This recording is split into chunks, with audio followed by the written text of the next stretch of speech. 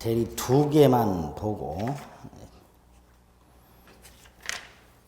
139페이지 복대리라고 되어 있습니다. 뭐 복자 들어가는 거 맞죠? 뭐 복돼지도 있고 복덩이도 있고 그렇죠? 이 급복이 아니고 이건 거듭복자, 중복복자입니다. 복복자가 아니라. 그럼 도대체 뭐가 복대리인가? 이건 개념만 오늘 기억하. 개념만. 갑이 을에게 땅을 팔아달라고 부탁을 했어요. 이게 수권행입니다. 팔아달라고 부탁하는 게 무슨 행위라고요? 수권행위예요. 자, 을에게 대리권이 생겼죠? 근데 을이 병원에 입원을 하게 생겼어요. 교통사고가 나서. 제대로 팔아줄 수가 없죠? 그럼 안 하면 그만이라 그랬죠? 의무 없다 그랬어요? 안 하면 그만이라 그랬어요. 그런데 평상시에 을이 갑한테 신세를 굉장히 많이 줬어요. 그래서 갑이 부탁을 간만에 했는데 꼭 해주겠다고 을이 약속까지 했어요. 근데 하필이면 병원에 입원을 했네? 도저히 갑한테 못한단 말을 못해. 그런 경우 있을 수 있죠? 그럼 을은 며칠을 고민하다가 친구 병이 공인중개사 자격증을 땄다는 소식을 딱 들었어요. 아, 병한테 다시 부탁하면 되겠구나. 을이 병원으로 병을 불러가지고 야, 내가 갑한테 부탁을 받았는데 이거 꼭 해줘야 되는데 나 도저히 할 수가 없다 지금 병원에서. 네가 대신 좀 해주라. 그래서 병이 을의 부탁을 받고 A 토지를 매각합니다. 자, 이때 병 누구의 땅을 팔아줬어요? 갑의 땅을 팔아줬습니다. 그러면 이 계약에서 발생하는 권리, 의무, 효과 을에게 귀속이 돼요? 갑에게 귀속이 돼요? 갑에게 귀속이 되죠. 그러면 병의 대리 행위를 통해서 이 행위를 통해서 효과가 갑에게 귀속이 됐으니까 병은 누구의 대리인?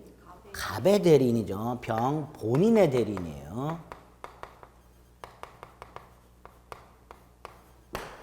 근데 누구의 부탁을 받았어요?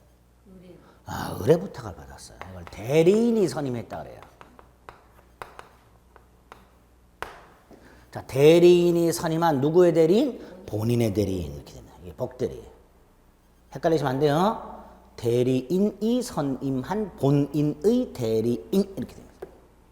몇 가지 특징을 좀 이해를 하실 필요가 있는데요. 갑이 지금 을에게 A 토지를 팔아달라고 부탁을 했습니다. 따라서 을이 A 토지를 팔아주는 게 대리행위예요. 그렇죠? 근데 을은 A 토지를 팔지를 못했고 병이 팔았죠. 그러니까 이게 대리행위입니다. 이게 요 병이 요게 대리행위. 요게. 그러니까 을이 병한테 갑수의 땅을 팔아달라고 부탁하는 부탁하는 거 요거는 대리행위가 아니지요. 당연히 이건 대리행위가 아니에요.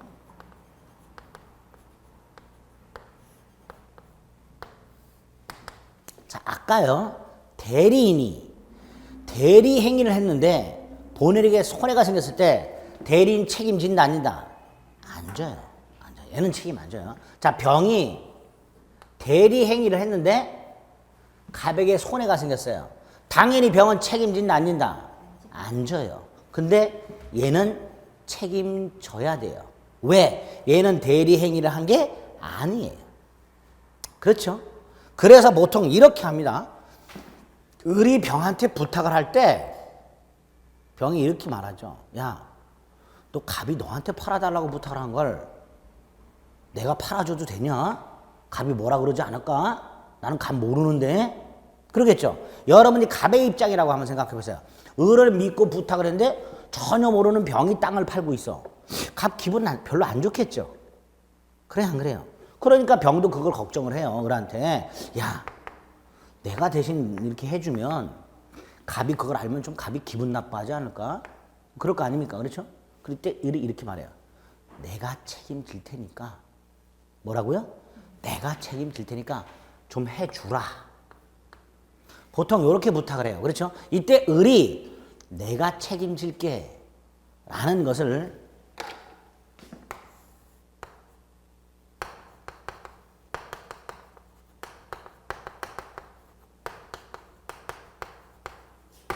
이렇게 표현합니다. 대리인 자신의 이름으로. 보통 자기 이름을 걸고 뭔가를 하게 되면 거기에 대해서 책임을 지겠다는 게 강하잖아요. 그런 뜻이에요. 그래서 복대리의 풀 의미가 대리인, 자신의 이름으로 선임한 본인의 대리인 이렇게 됩니다. 본인의 대리인. 그래서 첫째, 요 복대리인을 선임하는 행위는 대리행위가 아니다. 이게 대리행위다. 그래서 얘는 복대리인은 대리행위를 할 때 누구를 위한 것임을 밝혀라. 본인을 위한 것임을 밝혀라. 을을 위한 게 아니라 본인을 위한 것임을 밝혀라. 또 대리행위를 통해서 손해가 생기면 복대리인은 아무런 책임도 지지 않지만 대리인은 책임져야 한다. 그래서 민법에서는 이 대리인의 책임과 관련된 규정이 있겠죠. 그 규정을 나중에 보시면 돼요. 그래서 오늘은 복대리의 뜻하고 정확하게 시험 보러 가실 때까지 이 뜻을 모르시는 분들이 태반이에요. 복대리의 뜻을 정확하게 이해, 암기하시고 그 다음에 이 구조를 머릿속에 딱 복대리는 넣어두시면 됩니다. 됐죠? 다른 건 쳐다도 보지 마세요. 특히 140페이지에 보면 조문만 딸랑 있습니다. 이거 읽어봐야 무슨 말인지 모릅니다. 지금 안 보셔요. 자, 복대리는 개념만 이렇게. 이제 무건대리 하나 남았어요. 머리 아프다 그랬는데 별로 안 아프죠? 안 아파요. 무건대리 보겠습니다. 무건대리는요, 대리권이 없는 자가 대리행위를 하는 거예요. 아까 갑이 을한테 내가 먹을 것은 화장실 갔다 와서 내가 주문할 테니까 을 너는 네 것만 주문해. 즉 갑이 을에게 부탁을 한 적이 없어. 그래서 을은 대리권이 없어. 없는데 갑이 화장실 갔다 왔더니 짬뽕을 뚝 시켜놨어. 대리행위가 있어. 뭐가 없는데? 대리권. 이런 걸 무권대리 한다 그랬어요. 그렇죠? 아, 대리권이 없는 놈이 대리행위를 하는 경우도 있겠구나. 가장 대표적인 게 우리 옛날 드라마에서 자주 봤던 거, 갑이라는 사람한테는 후레자식 놈이 하나 있어요. 무슨 자식이 하나 있다고요? 후레자식. 후레자식이 뭔지 아시죠? 후레자식을 아시는 분은 연식이 좀 오래되신 분들이죠. 그 의미를. 요즘 애들은 모르더라고. 후레자식이 뭐예요? 후레자식 놈이 하나 있는데 이 아버지 갑이 땅 부자였는데 이 을이란 놈이 몇 번을 말아먹었어요. 딱 하나 남았어 이거. 호시탐탐 노립니다. 아버지를 찾아가요. 아버지 이번엔 정말 마지막으로 한 번만 도와주세요. 좋은 아이템이 있습니다. 아버지가 지금까지 그만큼 도와줬으면 됐지. 이건 절대로 안 돼. 뺀찌 맞은 을은 물러나지 않습니다.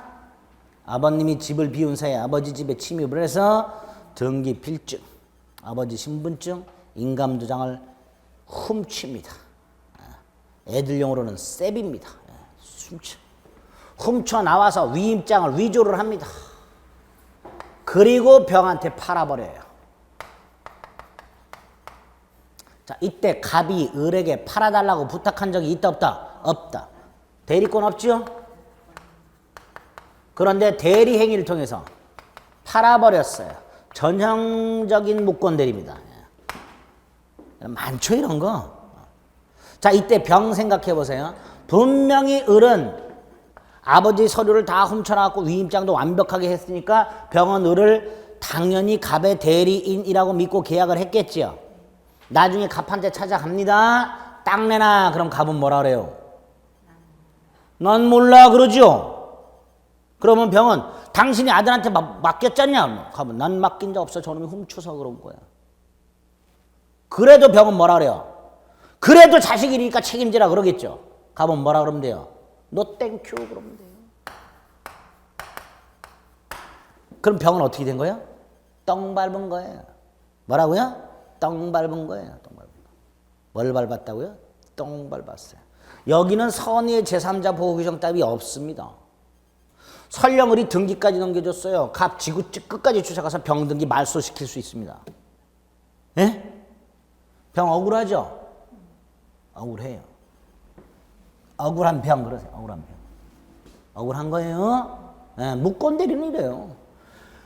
분명히 우리 민법이 대리인의 행위에 의해서 본인에게 효력이 생기려면 대리인한테는 대리권이 있어야 되고 정상적인 대리행위가 있어야 된다 그랬어요. 그런데 대리행위 자체는 아무 문제가 없었지만 대리권이 없으니까 본인한테는 효력이 생기지 않는다 이렇게 쐐기를 박을 수밖에 없어요. 만약에 이걸요 본인한테 책임을 지라고 하면요 대한민국에 땅 갖고 계신 분들 잠을 못 자요. 그렇잖아요. 누군가가 서류를 정밀하게 위해서 대리행위로 팔아버렸다. 무권대리. 근데 책임지라 그런다. 땅 가지고 가신 분들은 부동산 갖고 계신 분들은 잠을 못 잔단 말이죠. 그렇죠. 그래서 일단 이런 무권대리는 본인한테 효력이 생긴다 안 생긴다? 안 생긴다 안 생긴다. 자, 이렇게 끝나면 참 좋은데요. 그럼 아무것도 우리가 공부할 게 없는데 이런 경우로 생각을 해볼게요. 이 갑이 갖고 있는 A토지가 1억짜리입니다. 이걸 몰래 후레자식 놈이 팔아먹습니다. 보통은 제값 받고 팔질 않지요. 헐값에 팔죠. 근데 헐값에 파는 경우만 있는 건 아닙니다. 헐값에 팔아먹으라는 법도 없어요. 을이라는 놈이 2억을 받았어요. 이럴 수도 있죠. 자, 이 사실을 모르는 아버님 갑, 얼마에 팔았는지 모르는 아버님 갑은 병이 와서 땅 내놓으라 그런다. 일단 거절을 하고요. 을을 부릅니다. 난 모르니라. 너 병이라는 사람한테 A토지 팔아먹었냐? 을 자수하죠. 네. 그 순간 아버지로부터 완투 펀치가 날라옵니다. 집 저 패겠죠. 이놈의 새끼 하나 남은 것. 패다 지쳐. 그럼 물어봅니다. 뭘 물어봐요? 패다 지치면 얼마에 팔았냐고 물어봐요. 을이 자수합니다. 5천에요. 그럼 다시 아버님은 힘이 샘솟아. 더 때려. 그런데 2억에 팔았는데요. 그럼 아버님은 때리던 손길을 멈추고 약국을 갑니다. 뭘 사러? 파스를 사러. 파스를 발라주면서 뭐라 그래요? 잘했구나 내 자식아. 미안하구나. 미리 액수를 얘기하지.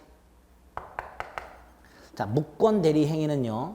본인한테는 효력이 생긴다 안 생긴다? 안 생기는데 단 그 무권 대리인의 행위가 이렇게 본인에게 불리한 경우뿐만 아니라 이익이 되는 경우도 있을 수 있더라. 그래서 우리 민법은 무권 대리 행위는 본인에게 효력이 없지만 이런 경우에 본인이 나중에 추후에 인정할 수 있도록 해놨어요. 이걸 추인이라고 합니다. 만약에 본인이 이걸 추인하게 되면요. 이건 유효가 돼버려요. 뭐가 돼버린다고요? 유효가 돼버려요. 그럼 보세요. 무권 대리는 무효였어요. 추인하면 유효가 돼요. 무효인데 유효가 될 여지가 있어요. 이런 걸 유동적 무효, 불확정적 무효 이렇게 부릅니다.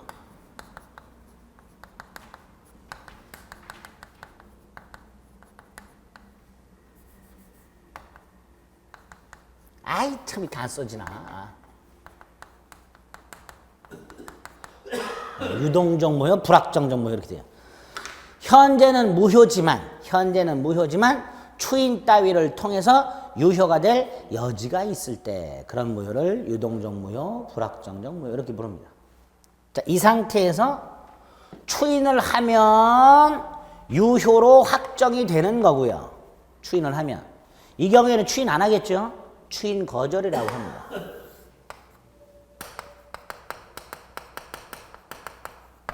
추인을 거절하게 되면 무효로 확정이 됩니다.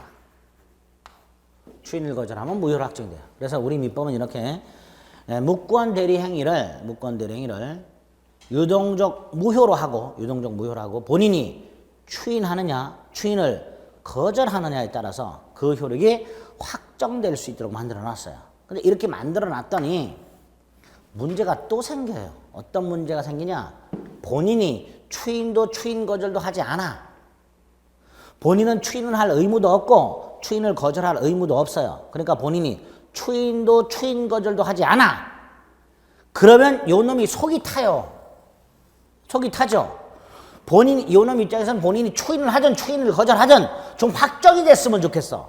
근데 본인이 추인도 추인 거절도 하지 않고 있어. 그러면 요 놈이 속이 타요. 속이 타겠죠. 그래서 상대방이 본인한테 추인도 추인 거절도 하지 않고 있는 본인한테 추인할 건지 확답을 해달라고 촉구를 할 수가 있습니다. 이걸 최고라고 합니다. 본인이 추인도 추인 거절도 하지 않고 있다면 상대방이 본인한테 추인할 건지 말 건지를 물어볼 수 있다. 이렇게 물어볼 수 있다. 자, 그래서 물어봤어요. 본인이 대답을 안 해 또. 왜? 대답해 줄 의무가 없어요. 그러면 얘가 물어봤는데도 대답을 안 하면 물어보나? 안 하죠. 그래서 우리 민법이 규정을 만들어 놨어요. 촉구를 했는데 본인이 확답을 안 해. 그러면 추인을 거절한 것으로 보겠다. 이렇게. 이게 상대방의 최고예요. 여기까지 됐죠? 또 하나가 이 경우 1억짜리 아버지 갑소유 땅을 을이 병한테 2억에 파는 경우 본인한테 이익이죠. 상대방한테는 불이익하죠. 본인한테 이익이어서 본인은 뭐 할 수 있도록 해놨어요? 그럼 공평하게 상대방한테는 불이익한 거니까 상대방은 이 계약을 깰 수 있도록 해줘야 돼요. 그게 공평하죠. 본인에게 이익이 되는 상황이 있을 수 있다. 이 상황을 전제로 본인이 뭐 할 수 있도록 해줬으니까 추인할 수 있도록 해줬으니까 똑같이 상대방 입장에서는 이 계약을 소멸시킬 수 있도록 해줘야 될 거예요. 그게 공평해요. 그래서 상대방에게 계약을 철회할 수 있는 권리입니다.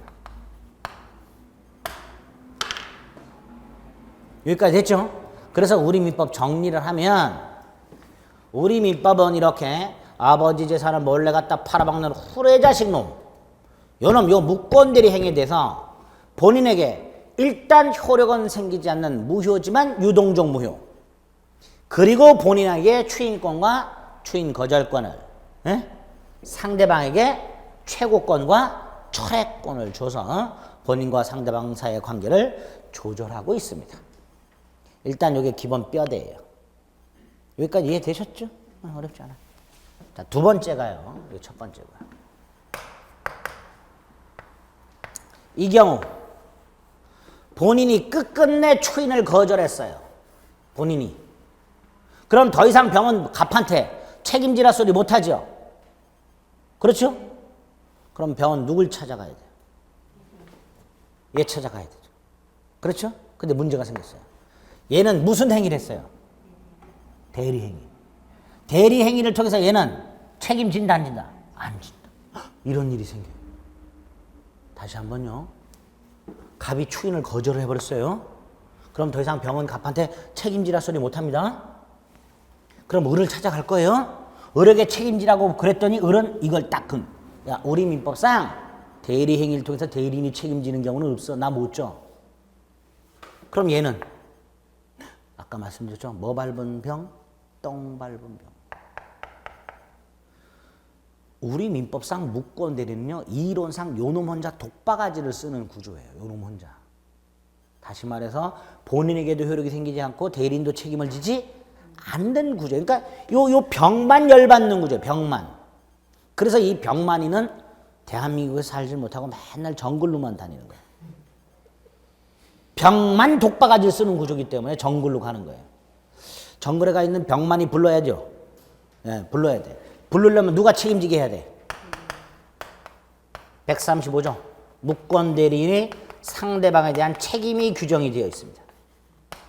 이 조문을 왜 만들었을까요? 이거 없으면 무권 대리인은 책임진다 안 진다? 안 지기 때문에. 이 조문이 없으면 무권 대리인은 병에 대해서 절대로 책임을 안 져요. 왜? 대리 행위를 했기 때문에. 그랬더니 아니 얘네 대리권 없이 했잖아요. 그건 얘에 대한 관계고 대리권이 없다는 건. 얘한테는 뭘 했고? 대리 행위를 했고. 그래서 이 조문이 없으면 무권 대리는 책임을 안 진다는 말이죠. 그래서 우리 민법이 안 되겠다. 정글가 있는 병만이 불러야 되겠다. 무권 대리인 책임 규정을 하나 딱 뒀습니다. 요건미 효과를 나중에 보시면 돼요. 자, 요 두 개를 합쳐갖고요. 협의의 무권 대리라고 해요. 이게 무권 대리의 가장 기본적인 뼈대예요. 협의의 무권 대리. 자, 협의란 말은 좁은 의미죠. 그럼 반대 광의도 있겠죠. 자, 그럼 광의를 생각을 해봅니다. 여기까지만 하고 대리는 끝낼 거예요. 너무 좋지요? 자, 갑이라는 자가 있고요. 을이자라는 자가 있어요. 갑이 을한테 A 토지를 팔아달라고 부탁을 했어요. A 토지를 팔아달라고 부탁을 했으니까 을한테는 대리권이 생겼어요? 안 생겼어요? 생겼죠? 네, 생겼어요. 그 다음에 부탁을 하면서 서류까지 주었어요. 매각에 필요한 서류까지 줬어요. 등기필증 줬고 인감도장 줬고 신분증 줬고 인감증명서 떼 줬고 위임장도 직접 써서 줬어요. 퍼펙트하죠. 얘. 그렇죠? 그럼 여러분 그 서류 갖고 대리행위를 하면 되죠? 안 해, 이 자식이. 갑이 며칠을 을한테 물어봤는데도 을은 끝끝내 대리행위를 안 해. 기다리다 지쳐서 갑이 이거를 철회를 했어요. 철회. 자, 수권행위라 그랬어요, 이거.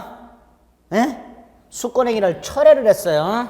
우리 민법 128조에 의하면 수권행위를 철회하면 대리권이 소멸합니다. 수권행위를 철회하면 뭐가 소멸한다고요? 대리권이 소멸해요. 대리권이 소멸했다는 건 너는 더 이상 대리인이 아니라는 거예요. 그런데 갑이 이거를 회수를 안 했어요. 서류를 회수를 못 했어요. 그래서 을이 이 서류를 가지고 대리권이 소멸한 후에 대리행위를 해버려요. 우리나라 사람들 그쵸? 하라 그러면 안 하고 하지 말라 그러면 더 하는 성질 있잖아요. 우리나라 사람들. 그렇죠? 남의 나라 사람들 마찬가지예요. 청개구로는 어디나 있어요. 갑이 하라 그럴 때는 안 하다가 하지 마 그랬더니 그 다음에 했어. 자, 이때 이 을의 대리행위 이거 대리권이 있는 유권대리예요? 없는 무권대리예요? 당연히 무권대리죠. 대리권이 소멸한 다음에 했으니까. 그렇죠? 무권대리니까 본인한테 효력이 있다 없다? 무권대리니까 본인에게 효력이 있다 없다? 없다. 근데 이거 본인한테 효력이 없다 그랬더니 이거하고는 좀 다르단 말이지. 이거하고. 왜? 이거는 갑에게 잘못이 있어요 없어요? 없어. 아, 문단속 잘못한 잘못이 있나요? 아들놈 잘못 낳은 잘못 있나요? 그런 건 법적인 잘못이 아니에요. 그러니까 왼쪽 거는 본인 갑에게 아무런 잘못이 없지만 여긴 잘못한 게 있어요. 뭐 서류를 회수 안 한 잘못이 있어요. 다시 말해서 왼쪽 거든 오른쪽 거든 병이 봤을 때 을은 서류를 완벽하게 갖추고 있어요. 다시 말해서 이거든 병이 봤을 때 을은 대리인처럼 보여요.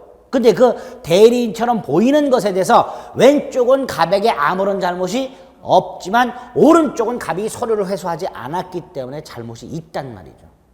그러니까 책임져야죠.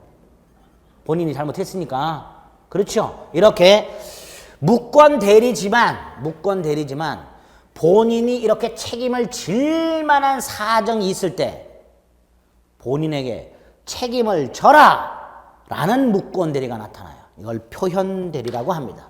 무슨 대리?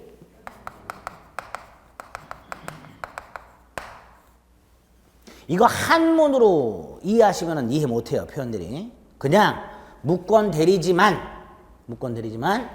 본인이 뭐가 있어서 책임질 만한 사정이 있어서 본인이 책임을 지도록 하는 무권대리를 뭐라 한다? 표현대리라고 한다. 이 표현대리가 우리 민법에 3개가 있어요. 그 3가지를 나중에 하면 돼요. 그래서 앞에서 봤던 협의의 무권대리와 표현대리까지를 합쳐서 뭐라 한다? 광의의 무권대리 이렇게 부르게 됩니다. 광의의 무권대리. 됐죠? 이렇게 대리는 크게 4덩어리가 문제가 되는데 그 중에서 삼면관계하고 무권대리 이 2가지가 핵심이고요. 무권대리는 지금 제가 쉽게 말씀드렸지만 내용이 좀 어려워요 나중에. 그래서 삼면관계하고 복대리를 좀 중점적으로 봐주시고 무권대리는 그냥 쭉 듣고 아 저런 게 있나 보다 이렇게 가볍게 좀 처리하겠다 이런 생각을 좀 하셔야 됩니다. 아시겠죠? 대리의 기본적인 4덩어리 뼈대를 딱 오늘 잡아드렸습니다. 이 뼈대를 가지고 나중에 이렇게 살살 가지를 쳐주시면 됩니다. 아시겠죠? 됐습니다. 자, 대리까지 봤고요. 이제 142페이지를 쫙 까면 제6장 무효와 취소가 나왔습니다. 무효와 취소. 우리가 지금까지 본 게 뭐예요? 지난주부터 이번 주까지 쭉 본 게 뭐예요? 법률 행위의 효력 요건이에요. 일반적 효력 요건 또는 대리행위라는 특별한 법률 행위는 대리인에게 대리권이 있어야 한다. 그 특별 효력 요건까지를 본 거예요. 근데 법률 행위가 일반적 효력 요건이든 특별 효력 요건이든 그 효력 요건을 갖추지 못하면 결과가 뭐였었어요? 무효 아니면 취소할 수 있었죠. 차고나 사기강박 같은 거. 그렇죠? 그 무효나 취소가 된 경우는 모아가지고 정리하는 거예요. 지금 여기서. 앞에서는 무효다, 취소다 그걸로 끝났죠. 여기서 모아가지고 무효일 때는 이렇게 처리하고 취소하는 경우는 이렇게 처리하자. 그게 모여 있어요. 자, 그 중에서 먼저 우리 입문서든 어떤 기본서든 보면 무효와 취소를 구별하는 표를 딱 보통 만들어 놓는데 표는요, 공부가 어느 정도 된 상태에서 정리하는 게 표예요. 그렇죠? 처음부터 표를 보면 더 헷갈려요. 일단 무효와 취소를 개별적으로 봅니다. 개별적으로 보되 먼저 머릿속으로 생각할 것은 이 무효나 취소는 모두 법률행위가 뭐를 갖추지 못한 거다? 효력 요건을 갖추지 못한 거예요. 법률행위가 효력 요건 자체를 갖추지 못한 상태를 무효 아니면 취소할 수 있도록 해놓은 겁니다. 그러니까 태생은 같아요. 뿌리는 같아요. 법률행위가 효력 요건을 갖추지 못했다. 뿌리는 같은데 내용은 조금 다릅니다. 자, 먼저 무효를 봅니다.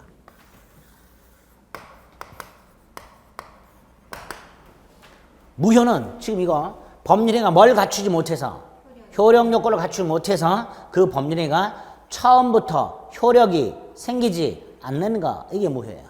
법률행위가 효력 요건을 갖추지 못해서 처음부터 효력이 생기지 않는 걸로 확정이 되어 있는 것을 무효라고 합니다.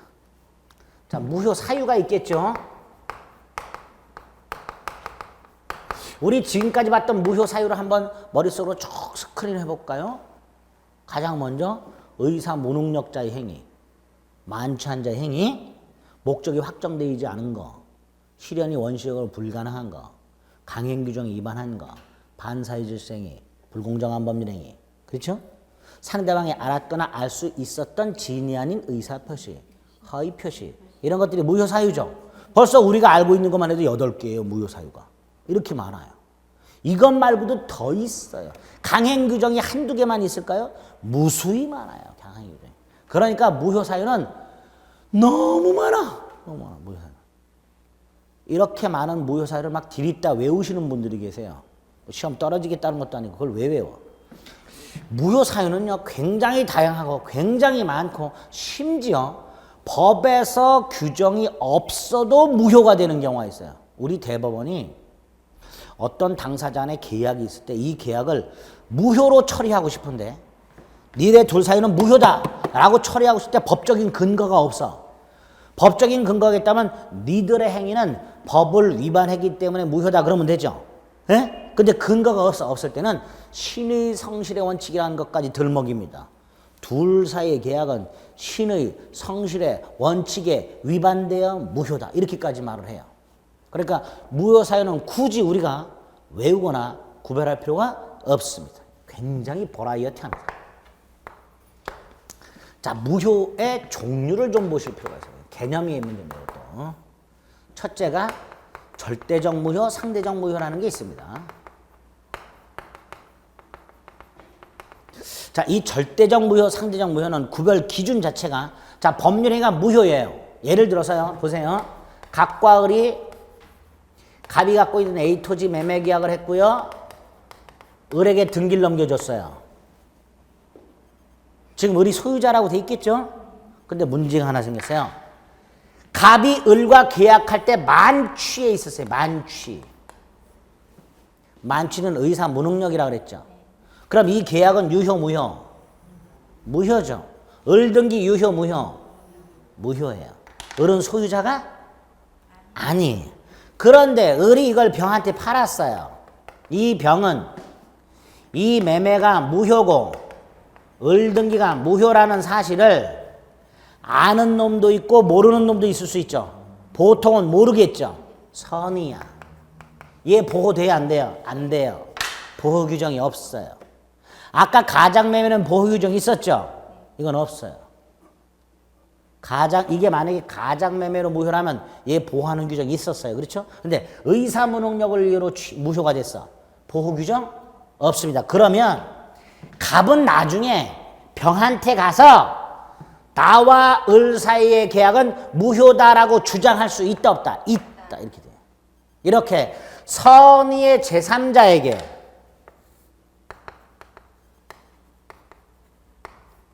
주장할 수 있는 것, 이걸 대항이라 그래요. 이걸 절대적 무효라고 합니다. 선의의 제3자에게 대항할 수 있는 걸 뭐라 한다고요? 절대적 무효. 근데 만약에 이게 가장매매예요. 가장매매는 선의의 제3자에게 대항할 수 없다 그랬죠? 네? 네, 이거는 상대적 무효라고 합니다. 선의의 제3자에게 대항할 수 있는 무효를 절대적 무효, 선의의 제3자에게 대항할 수 없는 무효를 상대적 무효 이렇게 부릅니다.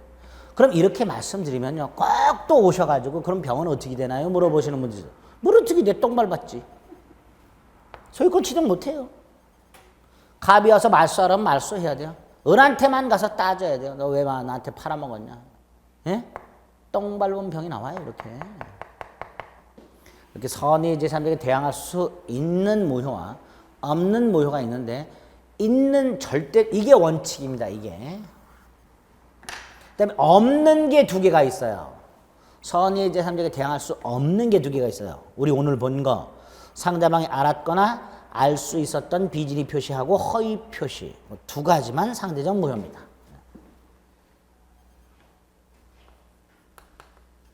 비진이 표시 107조, 허위 표시 108조. 자, 이렇게 일단 절대적 무효와 상대적 무효 개념 정도 일단 잡아 주셔야 되고요. 두 번째로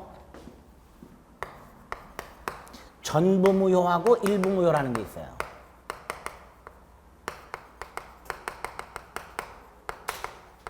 전부 무효는 당연히 뭐예요? 법률행위 전부가 무효인 거예요. 별 문제가 없어요. 일부 무효가 문제가 생겨요. 갑이요, 을과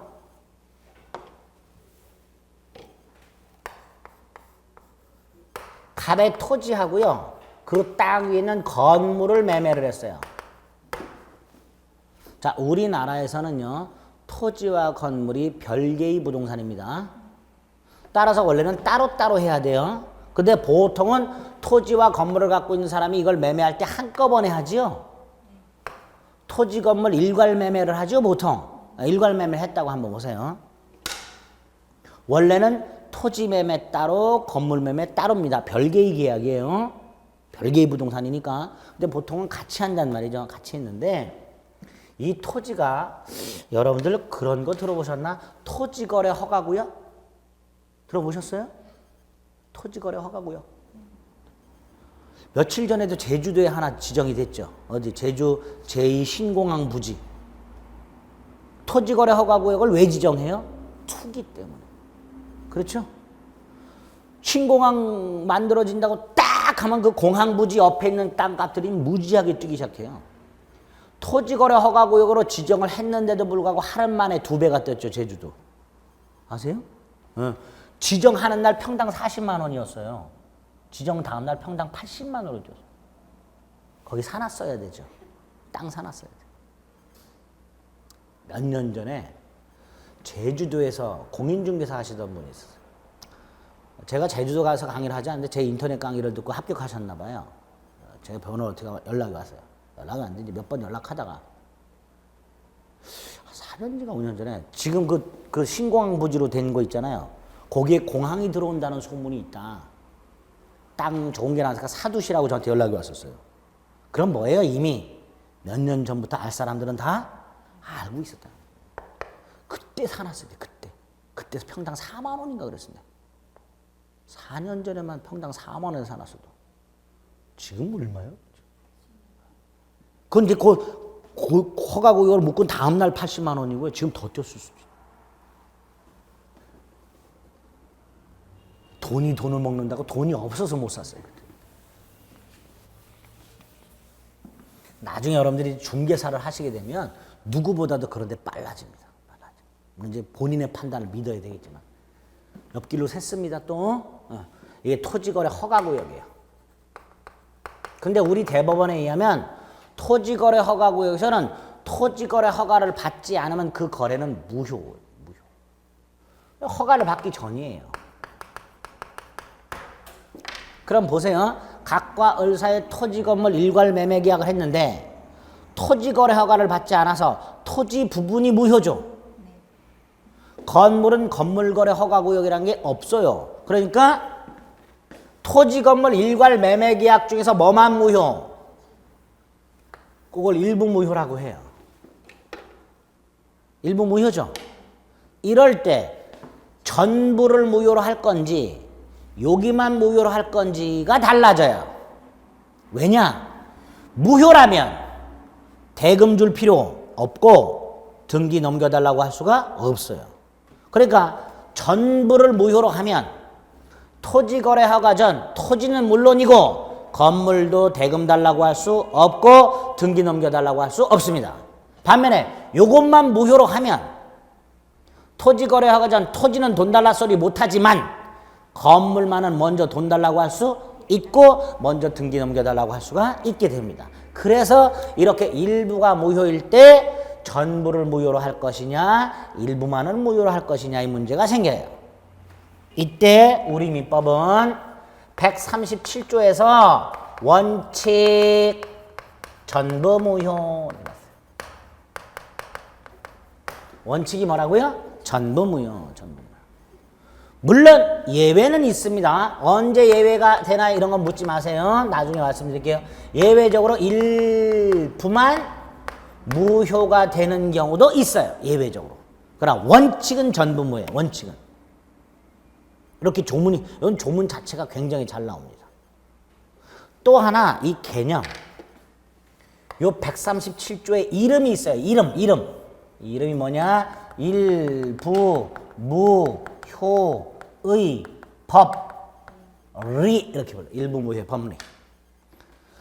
저 이름을 왜 제가 굳이 말씀드리냐면 시험 지문에 단순히 제 137조 일부 무효의 법리에 의하면 이렇게 나와요. 그럼 그 일부 무효의 법리가 뭔지를 알아야 돼요. 뭐다? 원칙 전부 무효, 예외 일부 무효. 무슨 말인지 아시겠죠? 이 이름이 일부 무효의 법리입니다.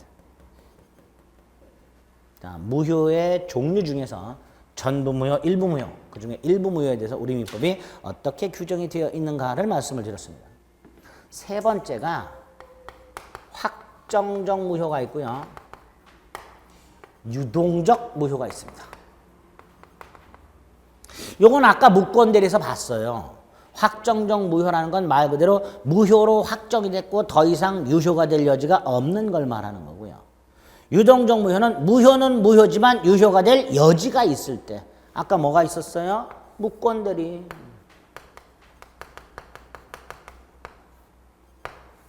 뭘 하면 추인하면 뭐가 된다?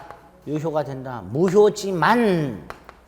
그래서 무권대리 같은 것들은 추인 전 무슨 상태? 유동적 무효 상태. 이런 상황이 생겨요. 자, 이때 요 유동적 무효와 관해서 꼭 여러분들이 정리하실 게 요겁니다. 토지거래 허가구역 내에서 허가구역에서 허가 전에 거래를 한 경우 유동적 무효 토지거래를 해요. 허가구역이에요. 예? 거래하고 난 다음에 허가를 받았어요. 자, 이 관할관청의 인허가라는 건요. 사전도 있고 사후도 있어요. 건축허가는 사전이고요. 준공허가는 사후예요. 그렇죠? 건축허가는 건축허가를 받고 착공을 합니다. 반면에 준공은 준공된 다음에 허가를 받아요. 이렇게 사전도 있고 사후도 있는데 토지거래 허가는 사후예요. 미리 허가를 받는 게 아니에요. 미리 허가를 받을 수가 없어요. 왜? 거래를 안 했는데 뭘 허가를 받아? 그렇죠? 그래서 거래를 하고 그걸 허가를 받는 거예요. 근데 이 허가가 우리 대법원에 의하면 토지거래 허가구역의 토지거래 특 특별 효력 요건이에요. 무슨 요건? 그러니까 아무리 토지 거래를 했고 일반적 효력 요건을 다 갖췄다 하더라도 이 특별 요건을 갖추지 못하면 뭐예요? 무효예요. 근데 허가를 받으면 뭐가 돼요? 유효. 그래서 토지거래 허가구역에서 토지거래 허가를 한 때부터 허가를 받을 때까지 요 사이가 무슨 상태? 유동적 무효 상태가 됩니다.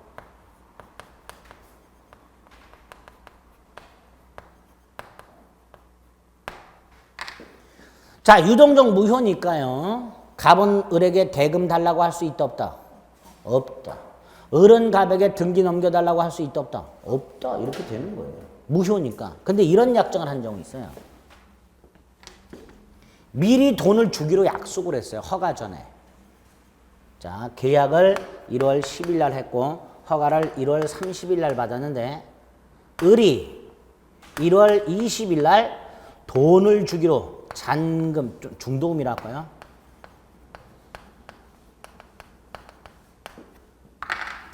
갑과 을이 1월 10일 날 토지 거래 계약을 하면서 허가는 30일 날 받았는데 중도금을 미리 1월 20일 날 주기로 했어요. 자, 1월 20일 날 허가를 받은 상태야, 안 받은 상태야? 안 받은 상태. 그런데 약속을 했어, 을이 주기로. 자, 약속한 1월 20일이 됐습니다. 갑이 중도금 내놓으라고 하겠죠? 을은 줘야 돼요? 안 줘도 돼요?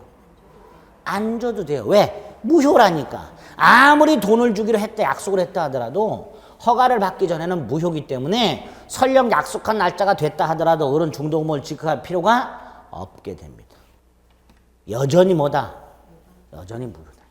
아시겠죠? 약속해봐야 안 주면 그만이.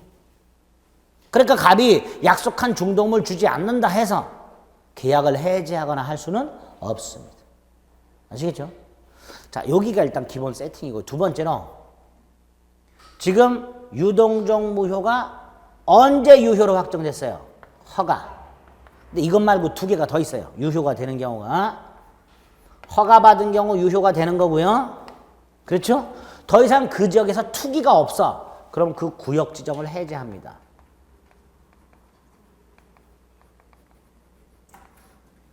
세 번째로요. 지정기간이 만료가 됐어요. 만약에 이 지역이 계속 투기 지역이라면 지정기간이 만료가 되기 전에 그 기간을 연장하거나 재지정하는 조치를 취해요. 그런데 더 이상 투기가 없어. 그러니까 지정기간이 만료되면 더 이상 지정을 안 해. 이렇게 토지거래 허가구역에서 허가 전 거래 행위를 했다. 유동적 무효인데 허가를 받거나 구역 지정이 해제가 되거나 지정기간이 만료가 됐는데 재지정하지 않거나 그러면 뭐가 된다? 유효가 된다. 그럼 반대로 확정적으로 무효가 되는 경우가 있겠죠? 그건 나중에. 오늘은 일단 유동적 무효의 무효의 종류와 관련해서 지금 세 가지를 비교를 해드렸는데 그중에서 일부 무효는 조문 기억하셔야 되고 유동적 무효는 이런 건데 이게 있다. 이건 기본적으로 이렇다. 그런데 이런 경우에 유효가 된다. 딱 여기까지만. 요것 말고 이제 나중에 1월달, 3월달에 추가해야 될 판례가 한 20개 정도 돼요. 조금 까다로운 것들이 이제 그거 조금씩 살을 붙이면 됩니다. 아시겠죠? 여기까지. 여기 종류예요. 네 번째. 무효의 효과라고 해서요. 갑과 을이 계약을 했는데 이 계약이 앞불사 무효예요. 무효라면 갑과 을 사이에는 권리 의무가 생기진 않죠. 만약에 매매 계약이라면 을은 대금 안 줘도 되고요. 갑은 물건 안 넘겨줘도 됩니다. 그렇죠? 이렇게 말을 해요. 이행하기 전이라면 아직 물건을 넘겨주기 전이고 돈을 주기 전이라면 물건 넘겨주거나 돈을 줄 필요가 없다. 이행할 필요가 없다. 이렇게 돼요. 이행하기 전이라면 뭐라고요? 이행할 필요가 없다. 이렇게 돼요. 근데 얘네가 이게 무효라는 사실을 알든 모르든 이미 이행을 한 상태야. 그럼 어떻게 될까요? 돌려주고 돌려받아야 돼요. 이미 이행을 한 상태라면 돌려주고 돌려받아야 한다. 이걸 부당이득 반환 이렇게 돼요.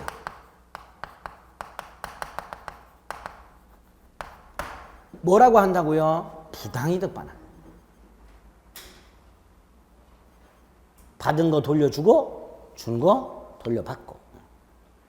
두 가지를 조심하세요. 하나, 아까 무효 사유가 굉장히 많다 그랬죠. 그 중에 반사의 질서행위. 지난주에 기억나세요? 오피스텔 사주면 안 돼. 자동차 사주면 안 돼. 다 월세, 렌트. 왜? 못 돌려받아. 그러니까 부당이득 반환이 금지가 되는 거 불법 원인급여 예외죠. 요게 하나 문제 생길 수 있고요. 원래는 무효라면 돌려주고 돌려받아야 되는데 불법 원인급여라면 돌려받을 수 없다. 이런 예외가 하나 있고요. 또 하나가 이 부당이득 반환 범위의 문제가 하나 나와요. 자, 부당이득을 요 반환 범위를 이해하시기 위해서는 거스름 돈 더 거슬러 받는 걸 생각해 봅니다. 예? 5,000원을 내고 1,000원짜리를 하나 사요. 그럼 거스름 돈을 4,000원을 거슬러 받아야 돼요. 근데 파시는 분이 내가 5만 원을 냈다고 생각하시고 49,000원을 거슬러 주셨어. 나는 원래 얼마를 거슬러 받아야 되는데 4,000원. 얼마를 더 받았어? 45,000원. 그게 부당이득이에요. 그 45,000원이 부당이득이에요. 그럼 나는 이 부당이득한 45,000원 얼마를 돌려줘야 돼요? 다시 한번요. 얼마를 더 받았어요? 45,000원. 그럼 얼마를 더 돌려줘야 돼? 45,000원을 돌려주면 되죠? 아니에요. 아니에요. 우리나라에서는 더 거슬러 받는다는 걸 모르고 받은 경우와 알고 받은 경우와 반환 범위가 달라요. 받을 때 보통 저 같은 경우는 그래요. 10,000원짜리 내고 1,000원짜리 거슬러 받을 때 안 쉬어보고 그냥 받아가지고 지갑에 넣어버려요. 호주머니에 넣거나. 그러니까 내가 얼마를 거슬러 받는지 확인 안 한 거죠. 집에 가봤더니 더 받았어. 이게 선이에요. 이때는 쓰고 남은 것만 돌려줍니다. 요게 올해 시험 문제 나왔어요. 언제 나중에 할 겁니다. 제가 아까 거스름 돈 받을 때 확인 안 하고 받는다 그랬죠. 왜 그럴까요? 더 받을 수도 있기 때문에. 난 몰라야지 쓰고 남은 것만 돌려주기 때문에 확인 안 하고 받는단 말이에요. 다 심오한 뜻이 있는 거예요. 근데 딱 받는데 보니까 더 줘. 알고 받았죠. 그러면 아까 더 거슬러 받은 45,000원. 네? 당연히 돌려줘야 돼요. 이자. 상대방 마음에 있는 상처. 손해까지. 그래서 부당이득 반환 범위가 이렇게 선악에 따라서 달라요. 근데 이건 이해만 하시면 돼요. 특칙이 우리 시험 범위에 있어요. 뭐가 있다고요? 특칙. 나중에 부당이득 반환 범위에 특칙이 하나 나옵니다. 그게 우리 시험 범위에 있어요. 그 특칙을 이해하려면 이 원칙을 좀 머릿속에 기억을 해 주실 필요가 있습니다.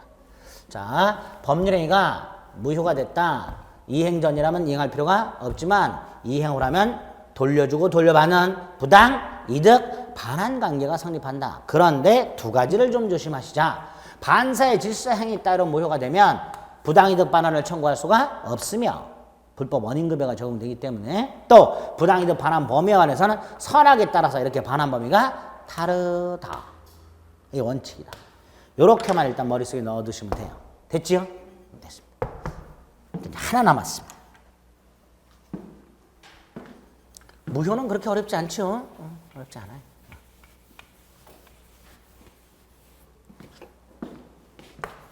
우리 사람이 심장이 멎으면 아이고 운명하셨습니다 하고 바로 흰 천을 딱 덮어 씌워요. 막 심호흡도 하고 뭐 이렇게 한번 해요. 하지요. 예. 심장이 멈췄다 하더라도 살려보려고 노력하죠. 예? 그걸 무효로 끌고 옵니다.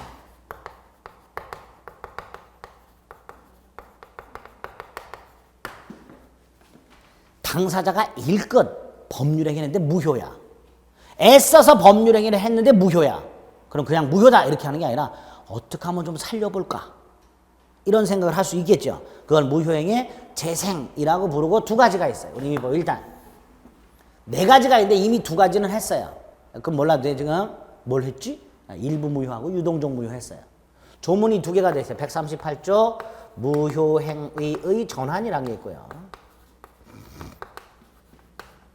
139조 무효행위의 추인이라는 게 있어요. 요 무효행위 추인은 지금 말씀드리면 아까 무권대리 추인하고 헷갈려요. 요거는 이제 나중에 할 거예요. 나중에 합니다. 이건 조문만 봐도 되는데 좀 까다로워요. 요것만 생각을 해봅니다. 자, 이 무효행위 전환을 여러분들한테 알려드리려고 지금 설명드리는 게 아니고, 아, 무효행위를 재생시키는 장치들이 있구나. 우리 민법의 법률행위가 무효할 때 무효로 끝나는 게 아니라 좀 살리는 장치들이 있구나. 그걸 맛배기로 좀 설명을 드리는 거예요. 자, 무효행위 전환. 갑이 을하고 부부인데요. 옛날. 요새는 뭐 그런 경우 거의 없는데, 혹시 있나 모르겠네. 갑이 바깥에서 애를 하나 낳아한테 걸었어요. 쉽게 말해서 바람 폈어요, 갑이. 어느 날 갑이 애를 하나 이렇게 부인이 보면 깜짝 놀라겠죠. 네 집애냐? 막 이렇게. 갑이 부인한테 고개를 푹 숙여. 나를 죽여줘. 이렇게. 뭐 을은 뭐 이혼하네 마네 막 그러겠죠. 자, 갑이 이렇게 말합니다. 내 재산을 전부 당신 이름으로 돌려놓을게. 또 돈 앞에 약해지죠? 그래? 그럼 차까지도 다 내 이름으로. 부동산 다, 통장 다, 차까지도 다 내 이름으로. 그랬더니 갑이 좋다. 나는 개털이 되겠다. 너한테 재산 다 주겠다. 대신 얘를 호적에 좀 올리자. 자, 을은 이미 이제 돈에 마음이 돌아갔어요? 알았어. 그래서 얘를 갑을 혼인중 출생자로 신고를 해요.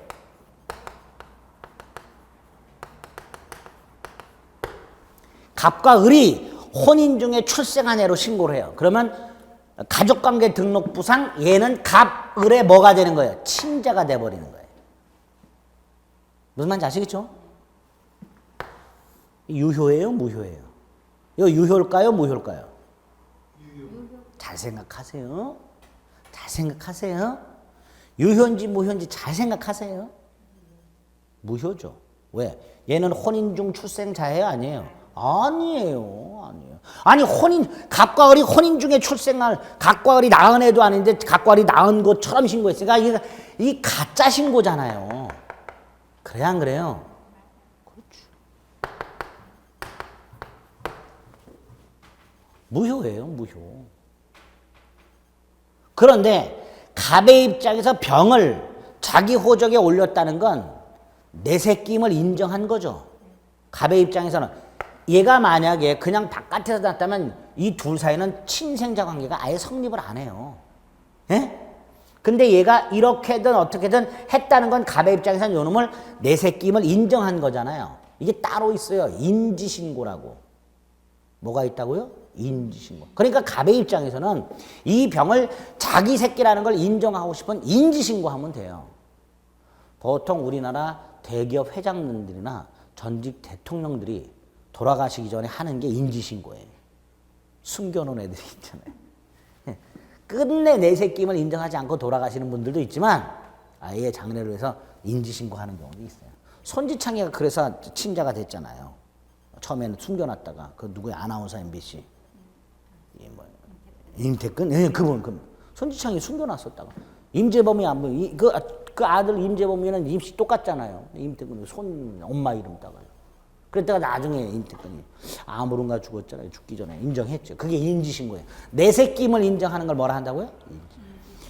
그러니까 갑과 을 사이의 친생자가 아님에도 불구하고 친생자로 신고를 했다는 건 무효지만 갑의 입장에서는 내 새끼임을 인정한 거니까 이 무효인 혼인중 출생신고를 뭘로? 인지신고로서의 효력은 인정해 주겠다. 이게 판례예요. 근데 이렇게 하는 근거가 뭐냐 하면 이거예요. 자, 무효행위의 전환이란 무효인 행위를 유효한 행위로 바꿔주는 거죠. 그렇죠? 바꿔줄 때 A라는 무효 행위를 유효한 A 행위로 바꾸는 게 아니라 다른 행위로 바꿔, 다른 행위로. 그렇죠? 혼인중 출생신고가 무효였는데 그 혼인중 출생신고 무효인 걸 유효로 바꾸는 게 아니고 혼인중 출생신고 자체는 무효지만 그걸 유효한 뭘로? 인지신고로. 그래서 무효행위 전환이라는 것은 무효인 법률 행위를 유효한 다른 행위로 전환. 요 다른 요게 핵심이에요. 다른. 무슨 말인지 아시겠죠? 우리 민법상 무효행위의 전환이란 무효인 행위를 유효한 다른 행위로 이걸 무효행위 전환이라고 한다. 개념 잡으셨죠? 한 김에 이것도 간단히 말씀을 드릴게요. 무효행위 추인. 갑과 을이 1월 10일 날 갑이 갖고 있었던 A 토지를 가장매매를 했어요. 채권자의 강제입행을 피할 목적으로 친구 일과 짜고 가장매매를 딱 했어요. 무효죠 이거. 무효라 그랬어요. 이건 무효. 그럼 이것도 무효예요. 그런데 자 소유자는 누구예요? 갑이죠. 무효라 그랬어요. 소유자는 누구라고요? 갑. 3월 10일 날 갑이 돈이 필요해요. 돈이 필요한데 지금 갖고 있는 재산이 한 이 땅밖에 없어요. 그럼 갑은 돈이 급하게 필요하면 땅 팔아야죠. 땅 팔아야죠. 갑이 매수자를 물색을 합니다. 매수자를 물색을 하는데 을이 이 땅을 평상시에 살려고 했었어요. 팔아라 팔아라 몇 번 했어요. 갑은 을이 생각이 납니다. 3월 10일 날 을을 만나요. 만나서 야 우리 1월 10일 날 너하고 나하고 짜고 매매를 가져서 너한테 등기를 넘겨놨는데 내가 지금 좀 돈이 급하게 생겼다. 그래서 이 땅을 팔아야 되는데 평상시에 네가 이 땅을 사기를 원했으니까 차라리 네가 사는 게 어떻겠니? 라고 갑이 청약을 했어요. 그랬더니 을이 그래 알았어 내가 살게 라고 승낙을 했어요. 가격만 맞으면 되죠. 이렇게 얘네 둘이 유효한 새로운 계약을 할 수 있겠지요. 그렇죠? 자, 이때 을이 소유권을 취득하려면 원칙을 생각하세요. 을 등기를 말소한 다음에 다시 등기를 넘겨줘야 돼요. 어떻게 된다고요? 3월 10일 날 을 등기를 말소를 하고 다시 을에게 등기를 넘겨줘야 돼요. 그럼 말소할 때 등록세 한 번, 다시 이전 등기할 때 등록세 한 번, 세금 또 내요. 그럼 얘네 둘은 굳이 이거를 말소했다가 다시 등기를 넘겨주지 않고 이 무효인 을 등기를 3월 10일 날 재활용을 하게 돼요. 다시 말해서 갑과 을이 만나가지고 야 내가 좀 땅을 팔아야 되는데 네가 적당한 가격에 사라. 알았다. 얼마 주면 돼? 돈을 줘. 그 다음에 등기는 어떻게 할까? 야 1월 10일 날 넘겨놓은 거 있잖아. 그거 유효한 걸로 해. 그렇게 합의할 수 있다 없다? 있죠. 그걸 무효행위의 추인이라고 해요. 그거를. 다시 말해서 3월 10일 날 얘네 둘이 이 무효였던 행위를 이거를 추인을 하면 새로운 행위로 본다. 이렇게 새로운 행위로 본다. 무효인 행위를 추인하게 되면 이걸 추인하게 되면 이게 유효가 되는 게 아니라 새로운 행위를 한 걸로 본다. 이게 무효행위의 추인이에요. 쉽게 생각하세요. 무효인 행위를 한 사람들이 나중에 그걸 무효인 행위를 추인하게 되면 그 무효행위가 유효가 되는 게 아니고 새롭게 계약을 한 걸로 봐준다. 이렇게 생각하시면 돼요. 아시겠죠? 이건 무효행위의 추인이라고 합니다. 그래서 무효행위를 재생시켜놓은 장치 이렇게 두 가지가 있는데 개념만 좀 정확하게. 몰라도 돼. 걔는 몰라도 돼. 이런 게 있나 보다. 죄송합니다. 제가. 제 욕심만 부렸어. 무효행위 재생이라는 게 이런 두 가지 장치가 있구나. 전환과 추인이라는 게 있구나. 됐죠? 그 정도. 그래서 오늘 비정상적 의사표시 4개 하고 대리행위 4덩어리, 대리 일반론, 삼명관계, 복대리, 목권대리. 그리고 무효와 취소 중에서 무효. 특히 무효의 종류가 되는 유동적 무효. 그렇죠? 그 다음에 무효행위 재생장치 2개. 이런 것들이 딱 기본 뼈대가 잡혀 있으시면 됩니다. 됐죠? 다음 주에 취소는 무효보다 양이 조금 많아요. 조금 어려워요. 무효보다는. 취소는 다음 주에 또 그 기본적인 좀 뼈대를 잡아드리도록 하겠습니다. 아시겠죠? 예습하지 마시고 문제 풀지 마시고 복습하지 마시라고 그랬어요. 복습하시고 싶으면 인강 좀 들어주세요. 네, 다음 주에 뵙겠습니다. 수고하셨습니다.